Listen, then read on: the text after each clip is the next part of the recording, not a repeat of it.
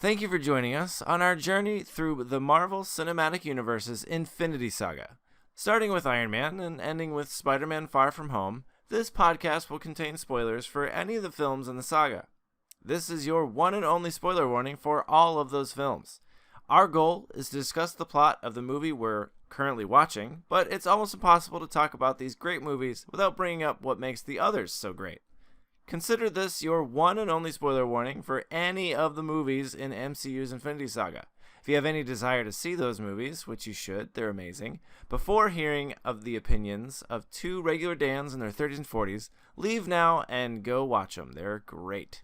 Then come back here and listen to our take, because we have a lot of great and interesting takes.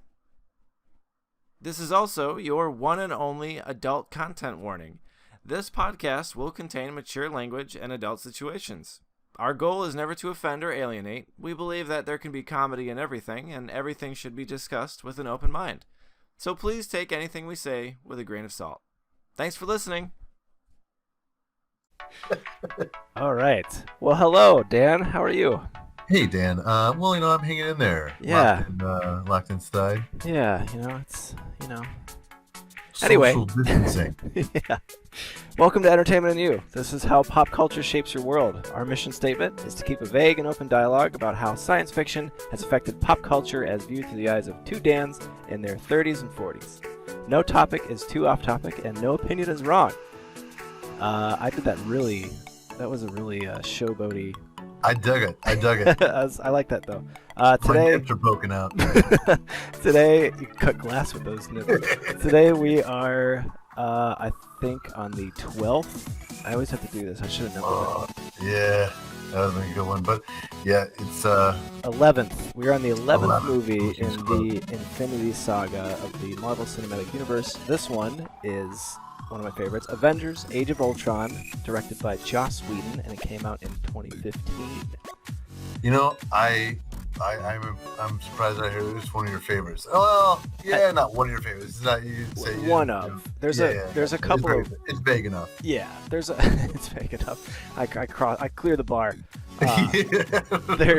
There's a couple of really good scenes in this that really flesh out all the characters, and absolutely, no doubt. And the unfortunate task that Joss Whedon had was to not only take the direction that Disney had and Kevin Feige had with this whole thing and bring it all together, but he also had to tell a lot of other stories as well. So it was right. Tell your story, yeah. But also, though, I want you to also do this, that, the other thing, and this thing too. Yeah. Oh, and if you could throw in a 1930s Disney reference in there about Pinocchio, that would be great too. Thanks. So we come fresh into this movie with group shots of the Avengers beating up the Hydra remnants, I'm guessing, right? Oh yeah, no, definitely. It's the remnants of Hydra under the Stoker guy, the Strucker. Stuker, something. Yeah, he's a beeline bad guy. Yeah, really. he's It's a joke about that in the whole game. They're like, we're not really. he dies, like without unsatisfying death. Yeah, with this unsatisfying death, they're just kind of like, oh yeah, he died. Yeah, but he has the twins who we got introduced in the end of Winter Soldier, I think. Mm-hmm. Yeah, so they are front and center in this one, which was cool. Yeah, they were Hydra experiments under Strucker. We'll just call him the S-Man. Yeah, the monocle, Mr. Monocle. Yeah. Oh yeah, I actually made a note about that. What a badass monocle. It was like a cybernetic monocle or something. Yeah, it's got not your average monocle. No.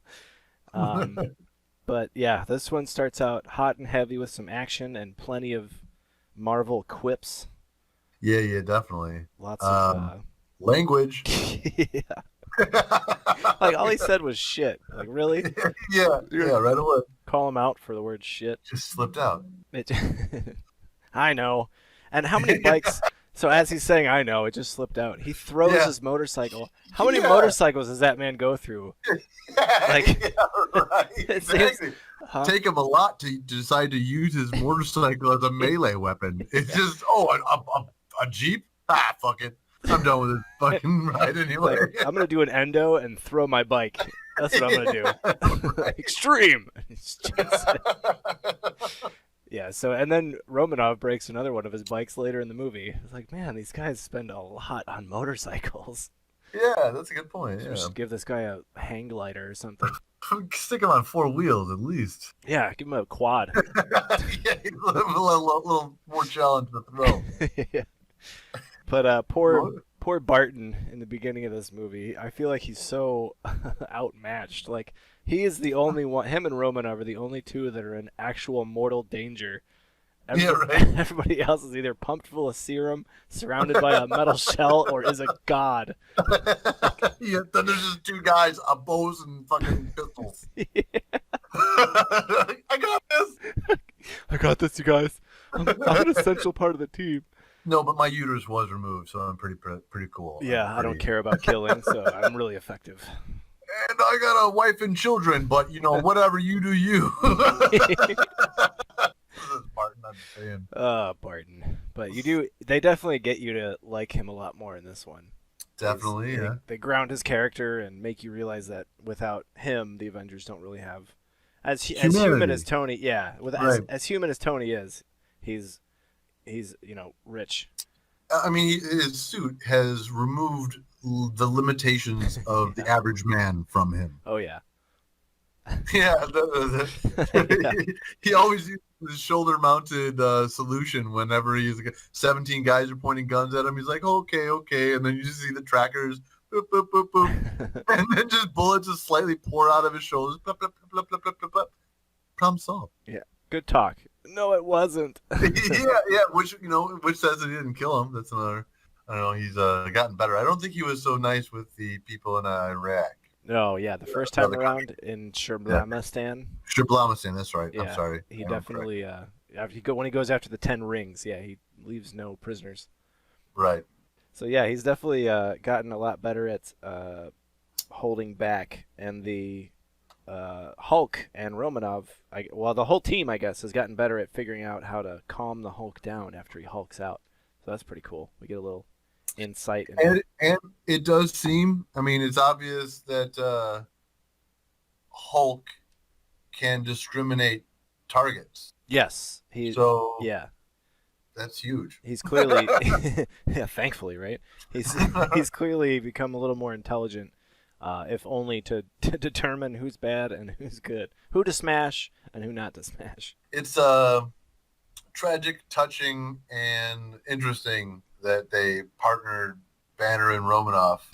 Yeah, I was actually, I literally just finished watching it, like, right 10 minutes ago, and that's one thing. Yeah, we got a job to do. Yeah, that's one thing I mentioned. We got a job, damn it. We got to finish this movie. That's the one thing I mentioned to Teresa. I was like, it seemed just kind of forced, but she mentioned later they're both like broken, basically. Broken people. Broken people is one of the outline effects of a superhero. Most superheroes you'll see are broken in a way, in a big way. So that's not true. I would say something that separates them from the group. I mean, I guess Hawkeye, I mean, the most broken he was when he lost his mind to Loki. Yeah. He hated what he had done. Romanoff helped him out of that. I've tried mind control. Not a fan. Yeah. Thor, his story is one of the more tragic. Iron Man, we know he's broken. Who am I forgetting? But that's Captain the other America. two. Oh, Captain America. He is he's broken and he's a man at a time. Yeah, he's a man at a time. He's lost his best friend. Yeah, his purpose is moot in modern times.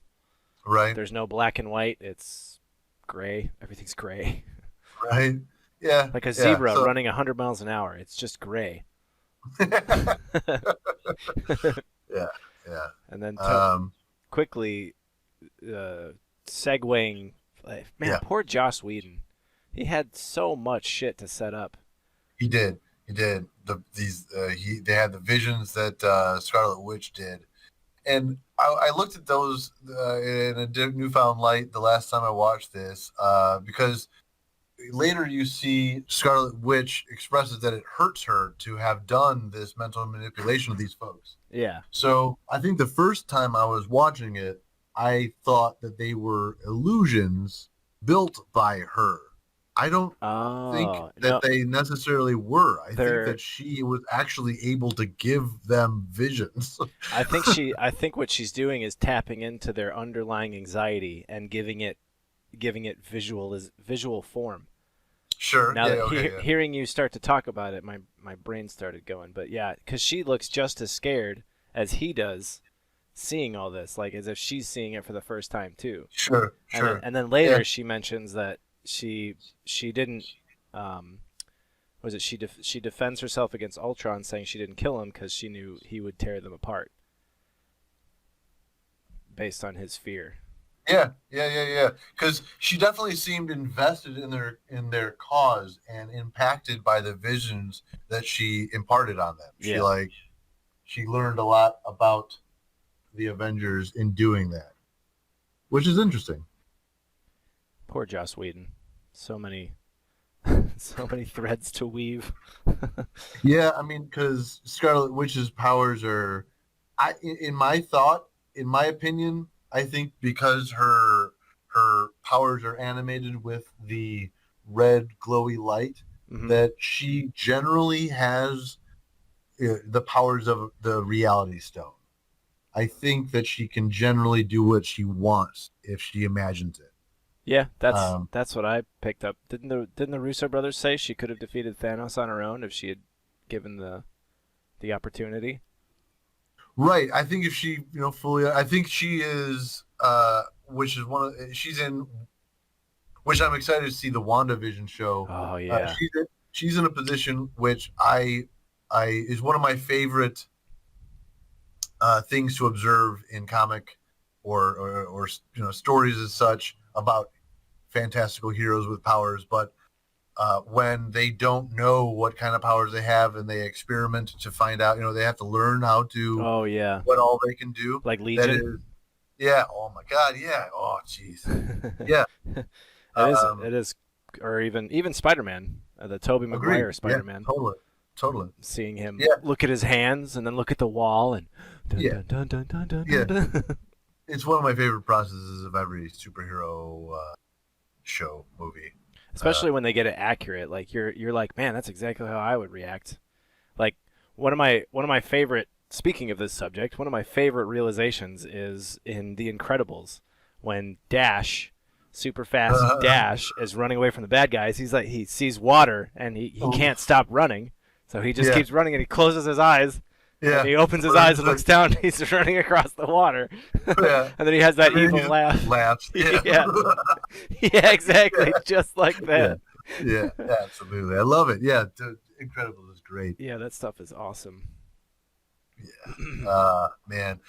Absolutely. That's one of the, I think so yeah, Scarlet Witch is in that phase, which I think will hopefully be explored and explained in WandaVision. I can't wait for that. Yeah, I know. It looks so just Different. Yeah. Yeah. Right? It's like a sitcom, and it's also a live action, and it's also like A what if. yeah. Yeah. That's crazy. Special effects, Wonder House. Yeah. No, I'm excited. Yeah, I think that Scarlet Witch definitely could have, learned a lot definitely about her adversaries. She established in the beginning of learning about Romanoff that their house was getting shelled by an enemy and they were using Stark weapons. And the first one blew up and the second one landed and didn't explode, and they just waited for 2 days with too scared to move because of this unexploded ordnance. Obviously they survived, but obviously they were tragically scarred by the name Stark. Yeah. Whose name was on the side of that unexploded ordnance? Tony Stark. Yeah, right. So that's good. Obviously for Hydra, and likely, which is why Ultron says, I didn't understand why you were the only survivors of Strucker's experiments, but now I don't wonder. Wait, because we're assuming he killed everyone else because they failed. No, I think that they probably, my guess, story crafter wise, is that they died because of the immense pain or testing and so testing it you're saying but their shared traumatic experience is the reason that they had the resolve to survive the survive. experiments. Yeah. Okay. Yeah. That's cool. I didn't even think about that. I kind of just took that line as the motivation, but I didn't think about it as the, their You survived a lot. yeah, And you're keeping going. exactly. Right. That's cool. Nice, man. Well, Ultron's no dummy, which is another thing that Yeah, he's Joss Whedon did well at crafting, and summarizing such a long, prolific character. Ultron was like a return character, often found to be the guy pulling the strings of some other villain. oh yeah. Ultron went for years throughout the comics. Ultron 1, 2, 3, 4, 5. There was just lots of different renditions, and he slowly progressed. And they were able to condense this all into a few days in Avengers time, which I got again. Joss Whedon did a miracle with this script to accomplish all that the story elements for the main plot, yet also including a lot of the character development, future plot development that they imparted. And while Joss Whedon obviously was probably aghast and remiss about studio interference, Yeah. this is probably one of the rare times in which probably a Feige, studio decision, you got to do these seeds that are gonna develop later, and that being a hard ask, but it's actually a well thought out studio intervention rather than the payoff alone. Right. Exactly. Yeah. There's so many callbacks to Ultron specifically. Yeah. Yeah, exactly. It worked. And so while I'm sure Joss Whedon felt that, God dang, screw you guys, I don't want to work for you again, it must have been a great pair up for Feige with the future vision and Whedon for the, getting the personality of this movie right. Yeah, the characters. I mean, I assume they picked him specifically for the scene that that everyone loves to talk about. It's the after party scene. So the Avengers quickly they're celebrating their quick dispatchment of Stoker, Mr. S, Mr. Monocle, B villain, the B villain. they're celebrating that, and we get to see some of the minor characters that were introduced in prior movies. They're all at a party outside the Avengers, and Falcon, Maria Hill, some of the minor players. You just get a really great glimpse at their private lives. Circle, right. He stopped on a perfect moment.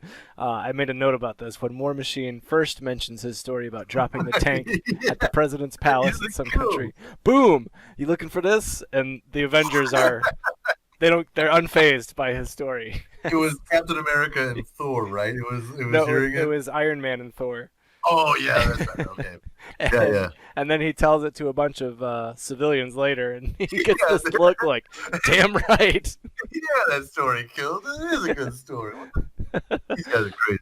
Yeah, I think that's why they picked Whedon for this one, because they knew that you needed a reason to care for Barton, because he's a fucking nobody compared to these gods and enhanced people, and they needed a good.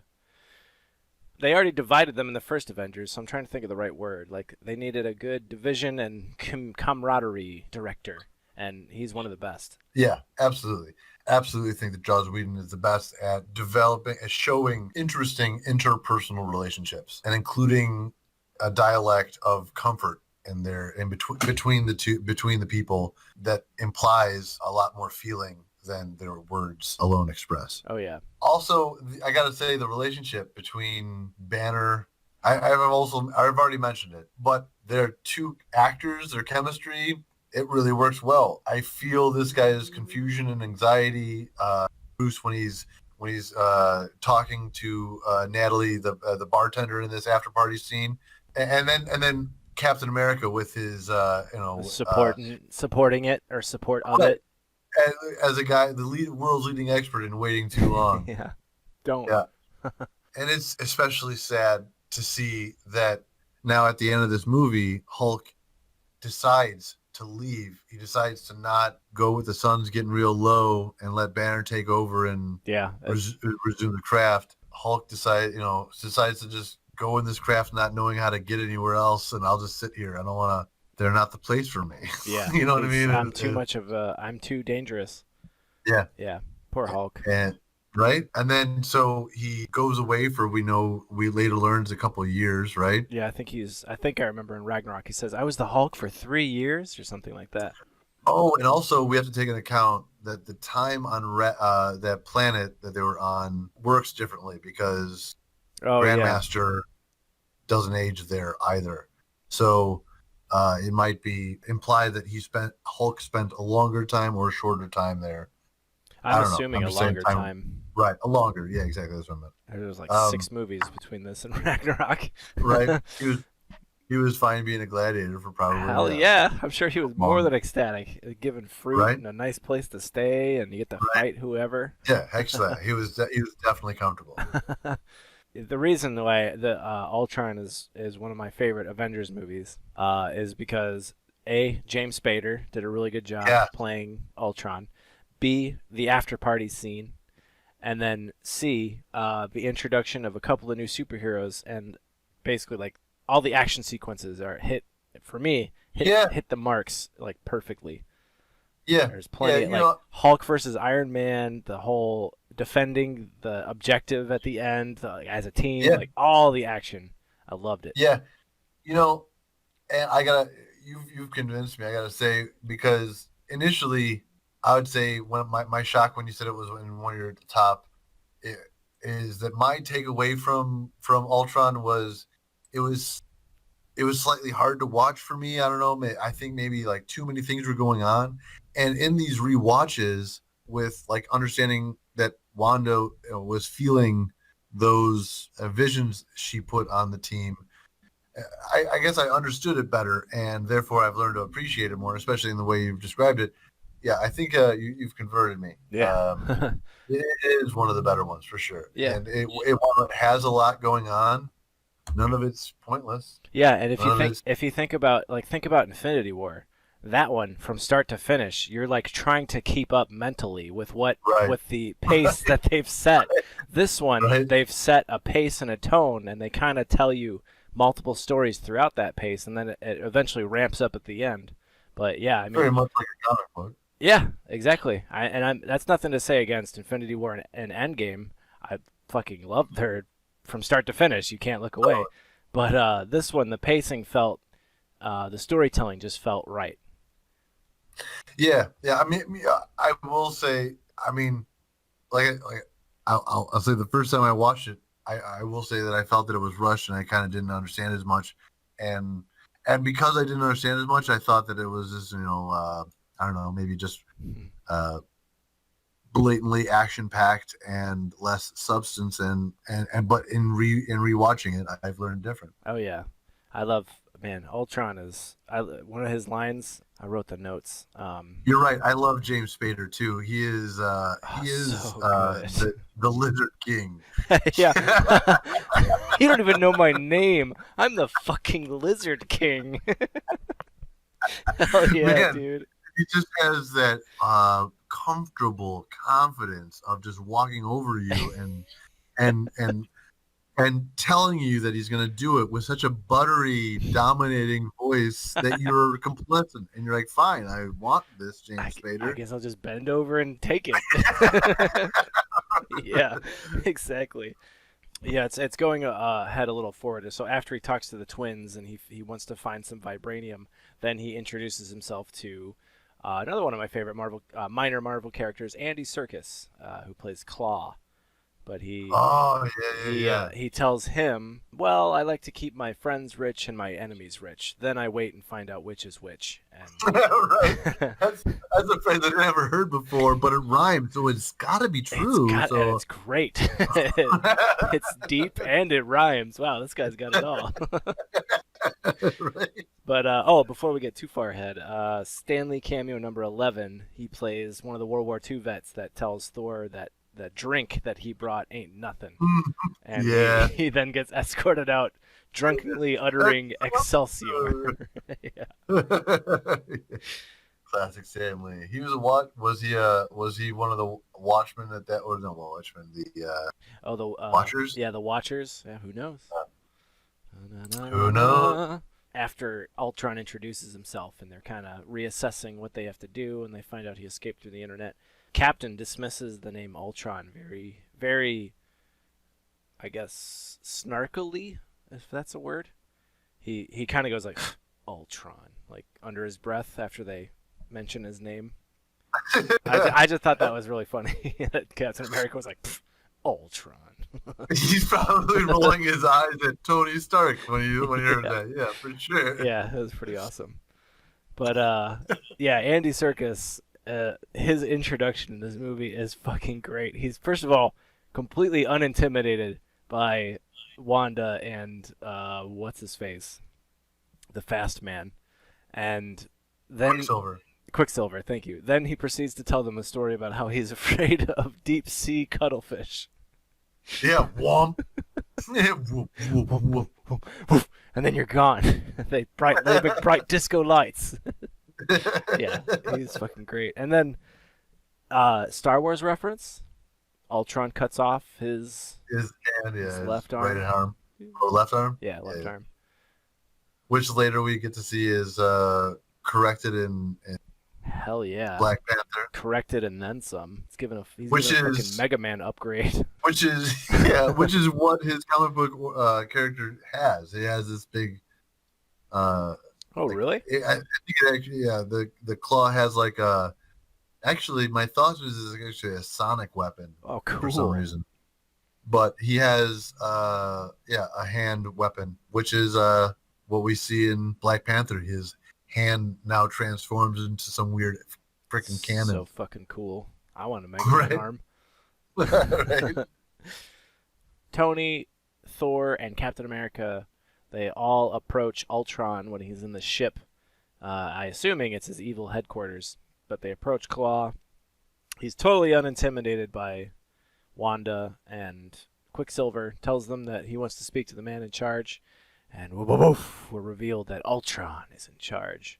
Right. Oh yeah. Shit. Yeah, intimidating. After a couple of quips, a couple of funny jokes about an omelet, Ultron tells them, he's like, "What are you even doing here?" Tony says, "What are you even doing here?" He's like, "Oh right, let me take this time now to tell you my entire evil plan." Yeah. He just starts beating the shit out of him. Like, yeah. Dude, yeah, that's so good. You dog, you got me monologuing. Yeah, it's exactly another Incredibles reference, and that reminds me of Up. In Up, everything gets back to Up. Everything relates ultimately to Pixar's Up. Yeah, it's all, everyone's a retelling of Up in some way. If you really look at it, you'll see. The metaphors are there. Just have to see through the balloons. Up reference.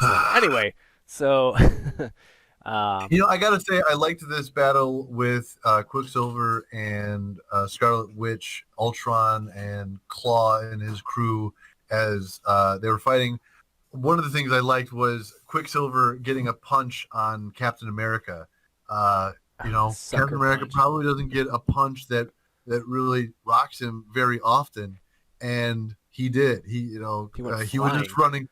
Yeah, he got a punch in the face, and he went flying. And then later, after the battle concludes, which I really liked, he knocks down Quicksilver and says, like, "Stay down, kid. Like, you got a good lick in, but you're out of your league still." Yeah. So.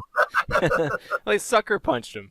He ran up, and while he was fighting other dudes, just bops him in the face. Right afterwards, he got distracted by seeing Thor's hammer fly by, and he grabs it, which you can't lift it, of course, so it just yanks Quicksilver up, and he falls to the ground unceremoniously. Yeah, that was fucking great. It's like, he's like, "Oh, look at that," and he grabs it. See ya. But yeah, the whole Joss having to introduce their visions that Wanda gave them was all really crazy. Simultaneously an attack on our heroes and further explanation as to their feelings. I think it was a win-win. Yeah, but that awesomely segues us to Tony having no backup. So he's required to call in Right. Veronica to fight a enraged Hulk in I'm guessing South Africa? It looks like it, yeah. Somewhere in I'd South say so. Africa, yeah. But And yeah, boy, what a fight. right, Veronica. Oh man. And they mentioned earlier that Bruce Banner helped Tony Stark design Veronica. So, in a way, Bruce Banner knows what Hulk can do and what maybe frustrates him most. I don't know, like the containment unit that they Yeah. flung down at him. I imagined in my head, like, is the inside filling with like solidifying foam? Like Oh yeah. what else I didn't even is think going on about that. inside? Maybe electrocution or something. Right? You know what I mean? Because they know that nothing that they've tried, and they've tried a lot to kill or destroy him, works. So they don't know a limit that they shouldn't pass Yeah. in the attempt to subdue, which is pretty crazy. How do you stop something like that? Veronica is such a crazy upgrade that it did kind of make me think, how much would it cost Tony Stark monetarily to just always have Veronica. That's his normal suit. Why not? I mean, Yeah. it's just a little bit more Iron Man, I think. Yeah. I wonder what the advantages are over fighting a specific person having Veronica versus not having her. Because I imagine. I mean, obviously, probably mobility to dexterity, but I mean, Yeah, true. Boy, is it fucking awesome. yeah, it just looks really fucking It looks cool. so cool. I mean, it's so big on his body. He's able to, when the Hulk has him on his front and he's beating the shit out of his back, he literally spins his arm completely backwards and punches in the opposite direction your arm goes. So that's how big the suit is on over his normal suit. Right, and then again, it makes me think it's like, is he in there, knees up, arms in, controlling it? Like is all of his body in the chest cavity? Well, I've seen a what do you call schematic? it? Yeah, a schematic. Well, not necessarily a schematic, but an overlay of a sketch of the Veronica suit with Iron Man in front of it, and his fists basically stop. If you were to stretch out like the Vesuvian Man, his fists basically stop where the armpit of the Veronica suit is. So I imagine, I'm not remembering it 100%, but I definitely remember the arms. But his legs, I imagine, probably stop just short of the kneecap of the Veronica suit. So, right. So he's... because what you've described is expressed in perspective to me, because of course Hulk is huge in compared to Iron Man. Oh yeah. But this Veronica is huge in compared to Hulk. Yeah. So he's probably, I mean, I think the Hulk's like what, 10 to 12 feet tall or something like that. Veronica's probably like 14 feet. So and Tony's a pretty he's not tall by any means, but I'm sure he's with the suit on, he's not short. So I imagine there's probably enough room in there for him to not be crouching. There's probably enough room for him to just be in the torso. I also like when Hulk is just tearing apart Veronica, like when he first started on the back and started just ripping apart his back, just pieces. Tony Stark's calm face, like, in the back, dick move, Banner. Like that. I would not be. I don't know if I'd have that calm face. The most tense he gets is like when he's like having to buy the building, so that he can blow it up. Which awesome move. If you notice, his missiles, they go around the building and then hit like specific, I imagine, support points so that he brings the building down on itself and on top of Hulk. It's fucking awesome. Yeah, I imagine that because they just jump ahead from here. They just assume that they all get out of this easy peasy. Out of nowhere, he kind of snaps out of what Wanda did to him, sees everyone running in fear, and then as soon as he's about to rage out again, he gets cold cocked by Veronica. Right in the face. Yeah. Poor Hulk. Poor Hulk. So we then quickly find out that Barton has this must be another agent. He's like, and these are smaller agents. Smaller agents. Barton has a secret family that he kept from S.H.I.E.L.D. and everything, so they go there to hide from their slight defeat from Ultron. I remember hearing that one of the biggest fights that Joss Whedon fought for in Avengers Age of Ultron was to keep the Barton family scene in there. Really? The studio execs felt that it was taking up time. This movie's already long. And Joss Whedon said that it's absolutely necessary, it's establishing that they are relatable, that they are ultimately, an extension of a family unit, Yeah. not just, and I completely agree. Yeah. That's Absolutely. 100%. Like, I didn't give a shit about Hawkeye until this movie. Yeah, well, absolutely. And then becomes Ronin. Yeah. Badass. Oh, but man, that opening was so hard. Oh, I know. Yeah. We'll get there. Ultron abducts. What's the doctor's name? I don't remember, but I don't want to say it for the sake of sounding. Sure. But the other Avenger doctor who is going to assist in who Ultron wants her to assist in bringing about this new body. I don't exactly understand where this. She was originally brought in. I want to say Dr. Long, but I don't know. Anyway, she was originally brought in the first time to save Barton because he had some kind of plasma scarring or something like that, and so she created a new flesh. And so Ultron ultimately decided to spare her so that he could capture her later to create, I guess, a new body for himself. Yeah. So, because it could write in plastic, it was like a 3D printer. Yeah. And so so Ultron wanted to use that to build a body out of vibranium. Right, and which is what they end up doing with and to make Vision. I get that now. Though I gotta say, like, working with vibranium typically takes like a Howard Stark or Wakanda type intellect and capability. And to say that this doctor could just figure out how to turn this capsule of vibranium into an android is pretty amazing. Pretty far-fetched. But cool. I think I understand that scene a little bit better though. Well, one could argue, and actually making this argument also brings up another question I had. One could argue that she maybe gained the intelligence that he had when he did the mind control on her with using the spear. That being said, how does he use the spear? Isn't he non-organic? Yeah, that's a great question. What kind of mind that it's using? It's a great. Oh no, yeah, no, that's a great question. Yeah, he's inorganic. He came from. He's metal. He's built by Iron Man scraps, and then he designed his own thing. And I will say, you know what? This is what started my resentment of this movie.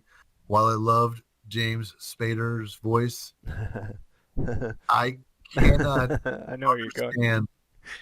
Why they made Ultron have a physical mouth and lips with lips, and not only that, but teeth. When he opens up his mouth at one point, and he has like little teeth-like things. He's trying really hard to be Tony, so he has to have a mouth with a mandible jaw that moves when he talks. In my opinion, it would have been way scarier if he kept like his original form when he's threatening. Yeah, them. Which is just like a flat face. He has those circle oval holes on the side of his, like where his cheeks would be. Yeah, and it's kind of like a skull in that fashion. But there's like red light that comes up from that, and that's what I think they should have kept. Is that the glowing, like when he talks, instead of talking. Just the glow. Yeah, just glowing for just the glow, like modification of his hearing his voice. It should just exactly modulate with his voice with that red glow. Yeah, I remember. But not the lips and mouth. That's just dumb. Why would he do that? Yeah, I remember having this conversation with you. Plus, it doesn't really make sense. Like, how many tiny little intricate parts are involved in that lip and jaw to make it look so natural? Because it's moving like a natural lip and jaw would, but it's made of metal. Time, effort, right? Yeah. Yeah, So right. cool. I mean, it looks cool. I think it would. To me, it looks disturbing. It looks like it doesn't make sense, and it raises more questions. That just raises further questions. Yeah. I'm glad that Captain America had brought a spare set of clothes so that he can cut some logs. I assume they were all wearing Barton's clothes. That would be fun. That would maybe explain why his pectoral muscles were like And breaking and the shirt. Tony and Hawkeye are wearing the same flannel in the scene where Nick Fury is explaining to them how to beat the bad guy. Oh, okay. Oh, that makes a little sense. And if you catch it, it's actually coming up. Where he cuts his diagonal. He cuts his sandwich diagonally. That'll come into play in Captain Marvel. Which means that he is not Nick Fury here. Yep, he's a Kree. No. What's a Kree? Find out in X episodes. I don't know what movie we're on or where. What number? We're on 11. Yeah, we're on 11, but I don't know where Captain Marvel falls. 19? 20. 20? Either way. This is another example of a setup. Foreshadowing. Yeah, right? that he had to accomplish. The sandwich. Well, I don't know. I'm guessing that they might have just taken advantage of that scene. I don't know if it was a setup. It could have been a setup. That's true. But I think they might have just said, like, well, he insisted on including the diagonally cut. Let's use that as his. Well, what about the captain lifting the hammer? You think that was planned, or you think that's them post going, oh, what if we Herbert Adair? No, I think that I know that that's post Herbert Adair because I've heard that there's disagreement between writers, so I think that implies that it's post Herbert Adair. Post Herbert Adair. That's the scientific term. Yeah. So they get some motivation from Captain One Eye, Nick Fury. Yeah. And they find out they have to split themselves apart to accomplish different goals and find out where Ultron is and what he's doing. Thor goes to the questionable well and gets a different vision. That was another thing that threw me off the first time I watched this. I was like, what is he doing? What water is he in? That's what I thought. Like, did they find like the Fountain of Youth? Like, what is? He says it's significant. I just don't remember. Right. Yeah. It doesn't make much sense to me. Oh, there's the close up of that of Vision being made. I get it now. But yeah, so something about what Thor sees in the vision in the pool is, I think, what confirms for him later when Stark and the Avengers are arguing about whether they should do it. Thor just jumps on the thing and lightnings it. Yep. Because he has the vision, he knows what. Well, he might not know what to do, but he knows that this thing that Ultron is trying to create needs to be swayed in the favor of the light, rather than be born under the hateful watch of Ultron. Wanda, while he's creating the body, is able to read its mind, and she quickly finds out that Ultron likes extinction. So, gotta stay away from that. Can't be hanging out with people that enjoy extinction. Right. So they basically switch sides in so many scenes. They free up the lady to break his progress, and he quickly finds out and destroys her. Yeah, I like how he sighs like, ugh, yeah, idiots. Yeah, he's like, ugh, and then he kills her. Or not kills her, but blasts her. I do like how Ultron reacts when he's surprised. Like, when he overreacted and cut off the dude's arm, he's like, oh, no, I'm sure that'll be fine. Yeah, he's like, oh, I'm so sorry. Yeah, he's just overreacting. So then they have to go after him. They try to get the cradle back, and they, through a series of action sequences, they badass-fully do. But Romanov gets captured in the attempt. And, okay, I took qualms with this scene. So Captain America goes up and talks to Dr. Long. Name is probably incorrect. But she tells him, oh, he's trying to build a body. You got to go find the cradle. And he's like, all right, I'll go get it. And then the very next scene, when they cut away from this, he's on top of a random overpass, ready to jump on top of the truck that they used to ship said cradle away. Watch. Okay. Wow. So they So he was in that facility, right? Now Barnes and her are in the plane. He's spotting it. Oh, maybe it's at the airport. Oh, no, there it is, down on the highway. I'm going to tell Captain. Okay. Well, where's Captain? Oh, Captain just happens to be on the exact same fucking overpass that the truck is going to be going under. How? Here he is climbing up the overpass. How did he get there? He knew. He knew. He just knew. Oh, I better climb this random ladder up this highway. Here I go. Yeah. So he's amazing for having the foresight, but Yeah, that's out of his power purview, I think. yeah, that's kind of. Yeah. And then there's that Yeah. too, being blown upwards when you should clearly, by following the laws of physics, being blown backwards. When he blows the door of the truck off, he goes up instead of backwards. Yeah. There's a lot of things that are like a comic book here.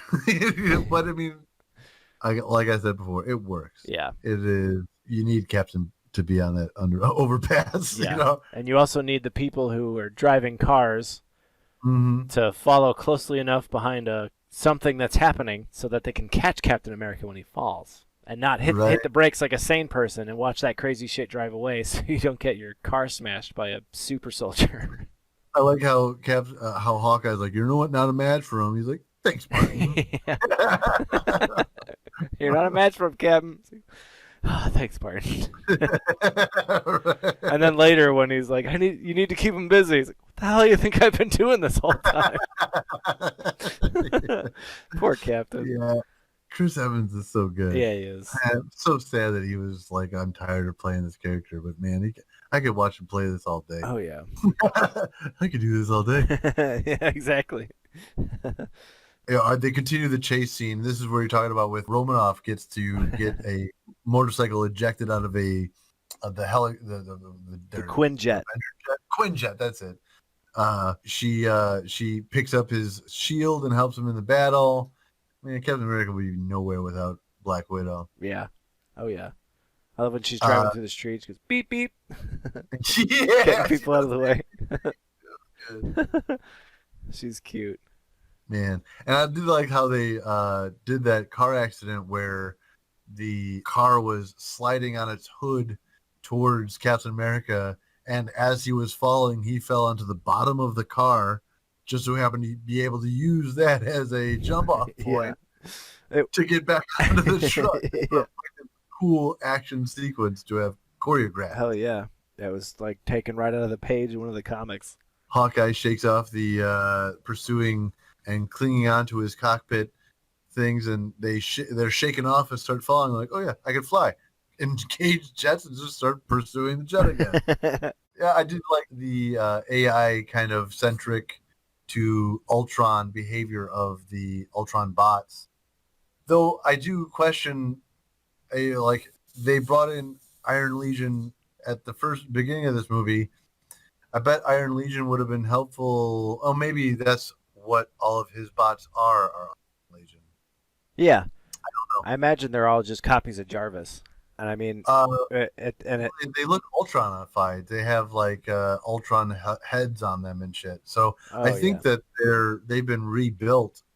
They're newly built things. So I would say that, no, actually, I take that back. I remember when Ultron left, he said they took everything. So I bet you Iron Man's ability to command the Iron Legion might be damaged. Oh, I'm sure it's severed entirely, yeah. Well, when he, quote-unquote, attacks and kills Jarvis, I imagine that pretty much severed all of Tony's ability to speak with any of his technology other than his suit. For temporarily, anyway. Which, speaking of Jarvis, the later parts when they're deciding to try to resurrect Jarvis, I gleaned a little bit more from the last time I watched it. I was very confused by they deleted his memory, but not his protocols. Yeah. I don't know. I didn't, as a computer guy, didn't understand necessarily what they were implying by that. But listening to it again, they suggest that the protocols were able to do things that Jarvis would have wanted done. So they were doing those things anyway, despite Ultron's destruction. Like, yeah. He was doing the nuclear codes. Right, he was protecting the nuclear codes. Yeah. Right. So what I took away from that is Ultron went at Jarvis, took him apart, and basically killed him. But Jarvis while this was I mean, these are AI, so all this shit is probably happening within probably less than a second. Right. So Right. while that's happening, Jarvis is probably dumping all of his what he calls protocols, so like good versus evil protocols, Right. back into the net, and that was one of the protocols that was probably continually preventing Ultron from getting nuclear codes. And Nice. then so Tony goes to the Nexus. He goes there, and that's when he said, "I'm detecting nuclear codes, and you don't want me to." He was trying to hack the system, same as Ultron. And then when he sees the protocols that are coming up stopping him, he was like, "Wait a minute, I wrote those protocols. That program is mine. Is that Jarvis?" And then I imagine he slowly pieced Jarvis together, and that's when he shows Dr. Banner at the end. He's like, "Guess who I found at the Nexus?" And it was Jarvis. Jarvis is like, "Hello, sir." Oh, wow. That makes a lot more sense, man. Yeah, like I said, after rewatches, I mean, I like the We movie got to to begin rename with, the but podcast, Dan and Dan Understand MCU Movies. we'll do a separate one just about how we go, "Oh, yeah," half the time with these movies. I feel like every time we do a podcast, you or I both have a "oh, fuck" moment. Like, A revelation, dude, right? yeah. Thank God for rewatches. Vision creates himself, like he said. Thor using his fucking holy grail pool of youth energy nonsense discovers that Vision needs to be created. Goes there, rushes the job with some electricity. Vision lifts the hammer, which me and Teresa talked about it. I think that's what proved to all of them that Vision was on their side. He lifted a hammer that Thor touted the whole movie that only the worthy can lift. But they had a whole discussion about it later in the movie where they were saying, yeah, but well, an elevator, if you put it down in an elevator lifts a hammer, elevator's not worthy. So it's technically, it's like putting it on a machine, essentially. Yeah. Yeah. But like Ultron could probably lift the thing. Yeah. But I think in the moment, because totally, I totally agree. Yeah. Metaphorically. I mean, yeah. He expressed that he's on the side of life, and he's not opposing him or siding with Ultron, so it was safe for the Avengers to say, he's probably a good guy. Yeah. I think the nail in the coffin for the Vision is good was him holding the hammer out to Thor and saying, "Let's do this shit." And Thor's like, "Oh shit." Yeah, that scene is great.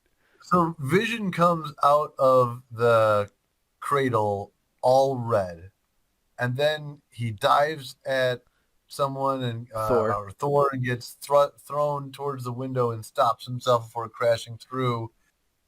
And he looks at the city and decides to impart, instead of red, a green tone around where clothes would be, which is interesting. So he's hiding his modesty. He's understanding our hiding of our modesty and saying that this green is my clothing hiding my red skin. Interesting, I guess. I mean, it's green. Yeah. And then he sees Thor and is like, "I definitely dig your cape." Yeah. Yeah, exactly. I love how he kind of looks away as he's creating the cape, too. Like, "I'm not doing this because you have one. I just like it." Yeah, so Vision quickly establishes himself as fucking god tier. Like, overpowered, but I'm on your side. So then they quickly... Yeah, I don't even think that they ever discuss what his powers are. Like, I don't think any he can apparently push people out of the internet. He can fly. If the body, this is interesting. If the body was designed by, AKA Dr. Wong, Dr. Long with an L. Oh, I'm sorry. Oh man.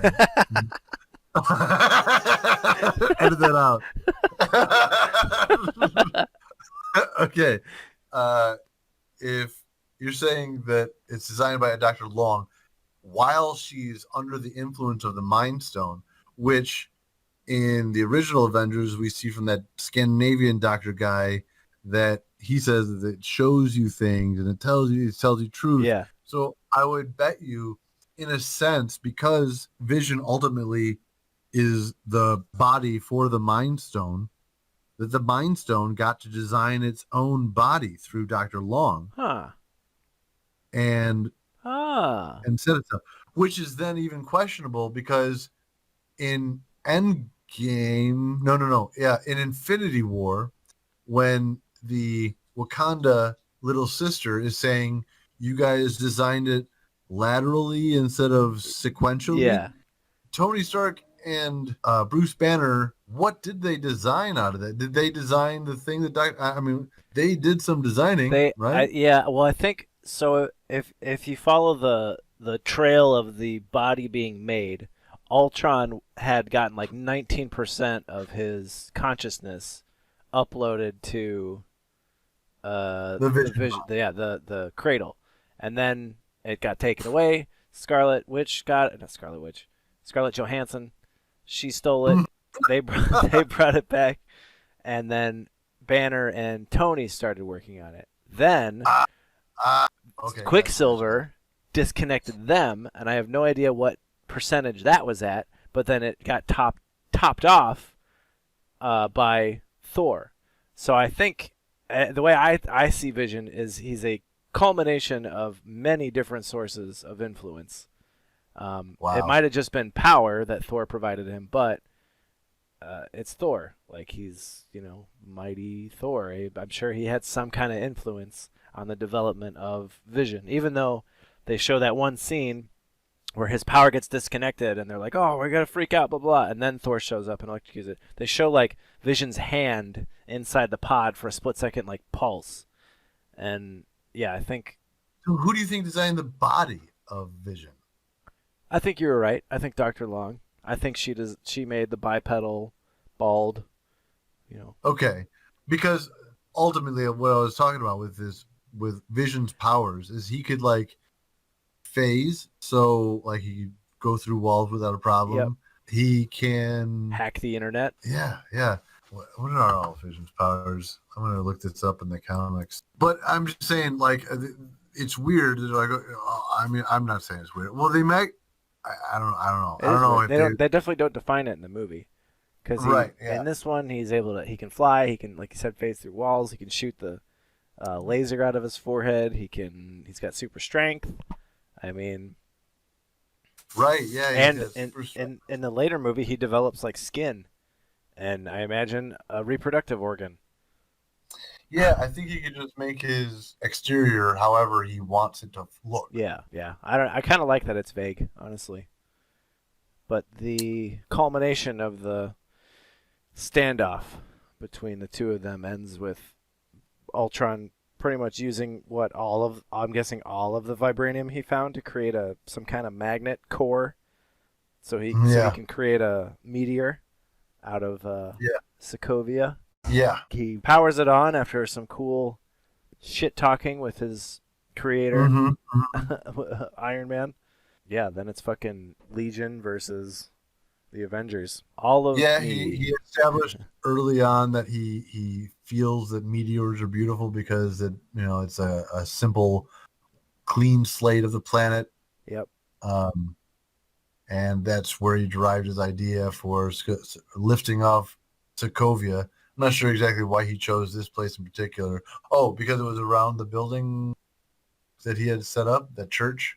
Yeah, he liked the metaphor. I think, honestly, he just liked the metaphor of the church being in the center of the town. So he picked Sokovia. Right. Which plays a big thing later. The Sokovia Accords.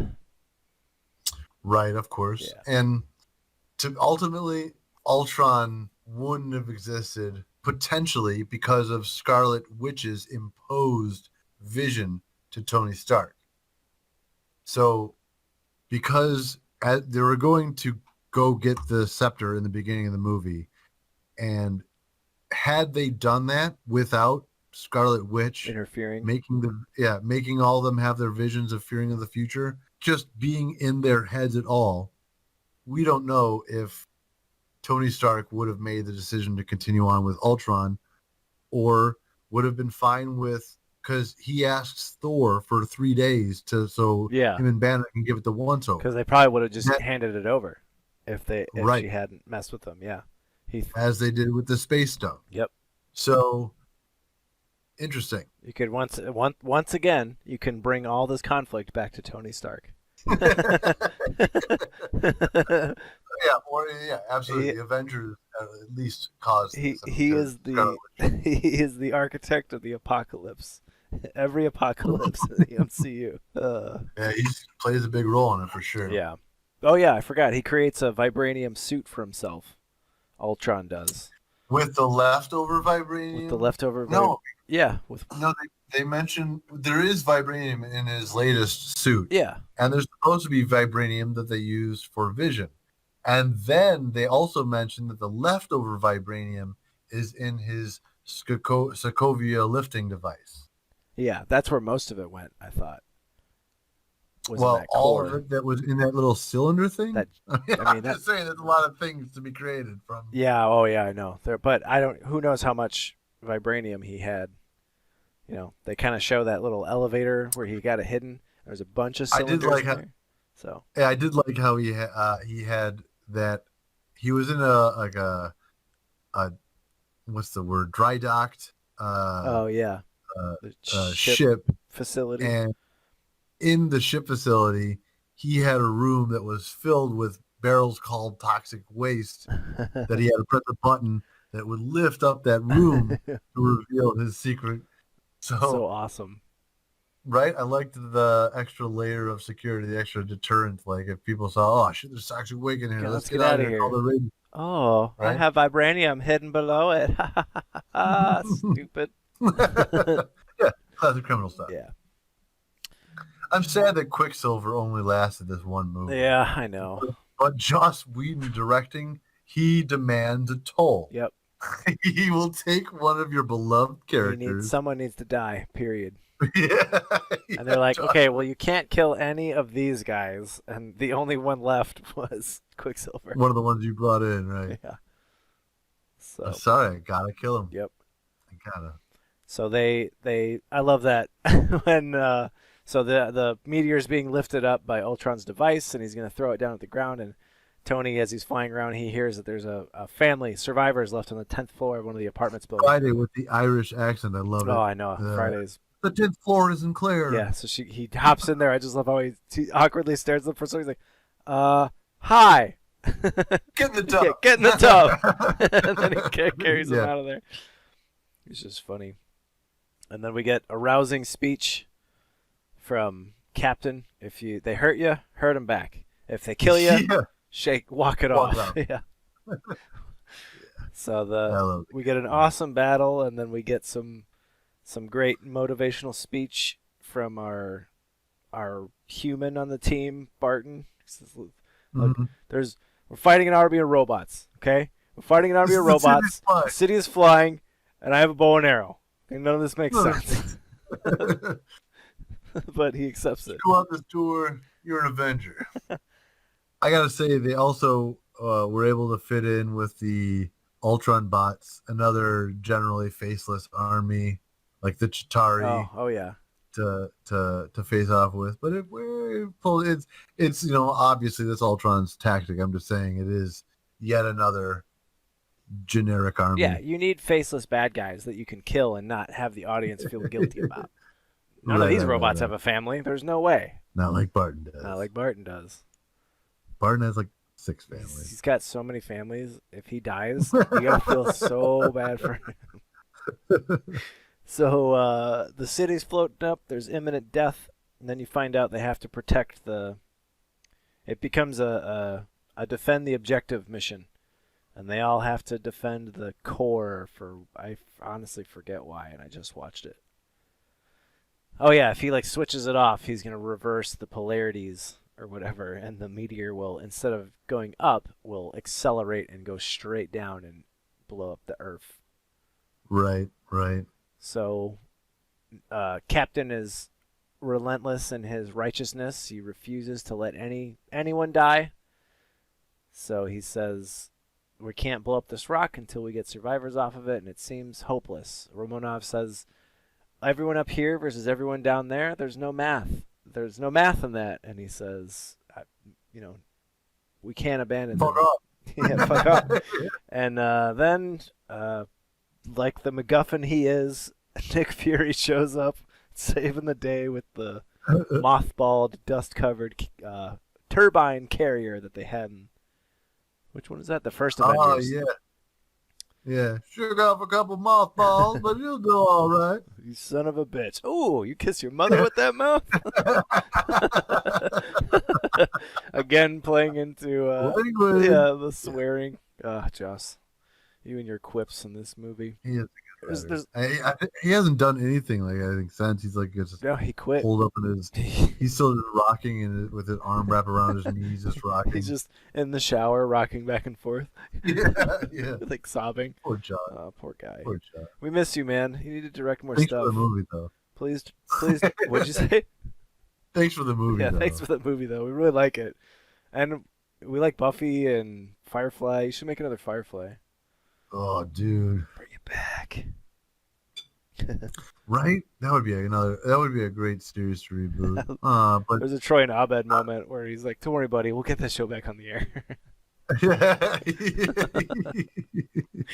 But yeah, so they rescue every civilian, and then it comes down to defend the objective. So they just start.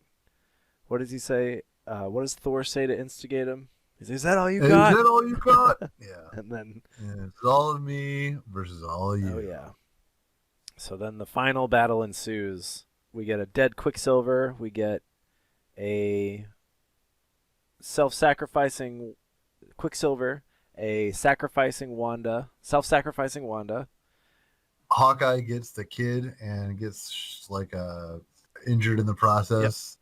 We get feels for Hawkeye, and what was the note I had about Vision? Yeah, Vision saves Wanda. He does a cool Superman fly through and saves her, which is probably what makes her sploosh for him later. Yeah, and then Thor blows up the island. He does a whack-a-mole on the top of the thing and blows it up. They don't use it as often as but they use it enough. The Iron Man Unibeam. The chest beam. He used it.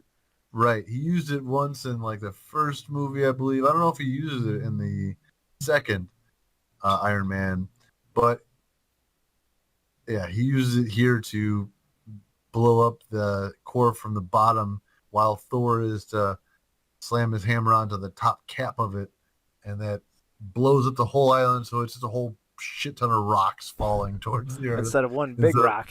Right. Yeah. And so a Hulk flies off, refuses the calming down lullaby from Natasha. Yep. Which she's all heartbroken about.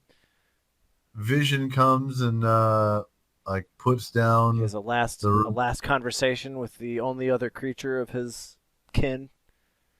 Right. Which is kind of sad. You are so naive, painfully naive. Yeah. He's like, what does he say? There is grace in their failings. Yeah. A thing isn't worthy because it's beautiful because it lasts. Yes. There you go. He's like, it is an honor to be among them. Aw, he's got the feels for humies.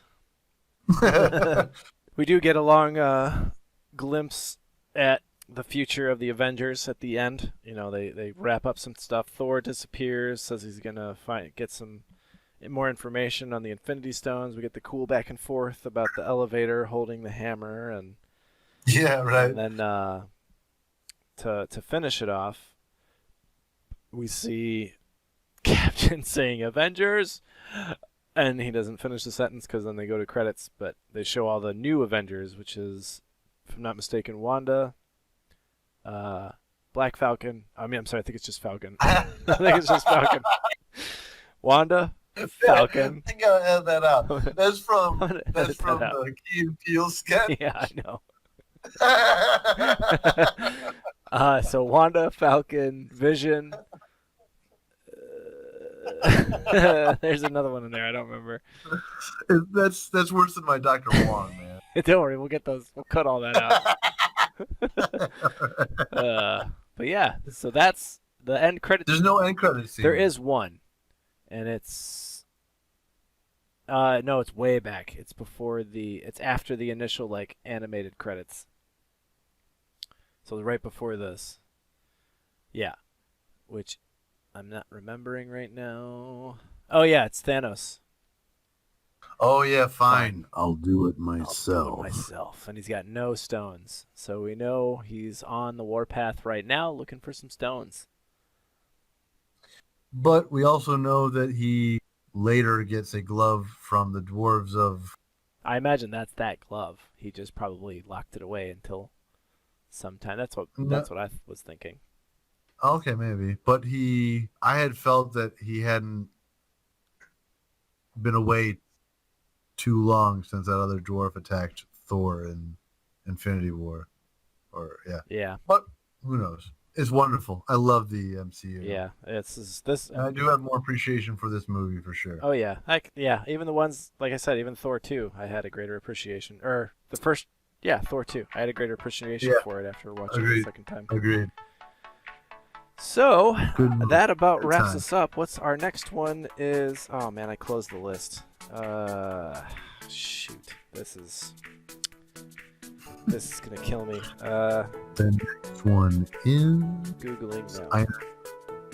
What came out after Age of Ultron? I think it was Ant-Man, but I might be that's a good, that's a fun one. It's more of a fun one. No, it's Civil War. Ooh, Yeah, so really? yeah, so Civil Captain War's America great. 3, basically. Oh, amazing, awesome. Yes, I'm looking forward me to that too. one. That one's like Spider-Man. Right? Spider-Man. Right. Okay, Man. well, thank you very much. See you next time. Yes, for sticking around and listening. I hope you enjoyed it. This is our longest one yet, by the way, before editing. There's a lot of editing. There's a lot of editing. We'll call it stuff out. But yeah, I have been Dan S. as in science, And I'm Dan F. as in fictional. and I hope you have a superhero day. Or whatever. I hope you have a great day. Do it!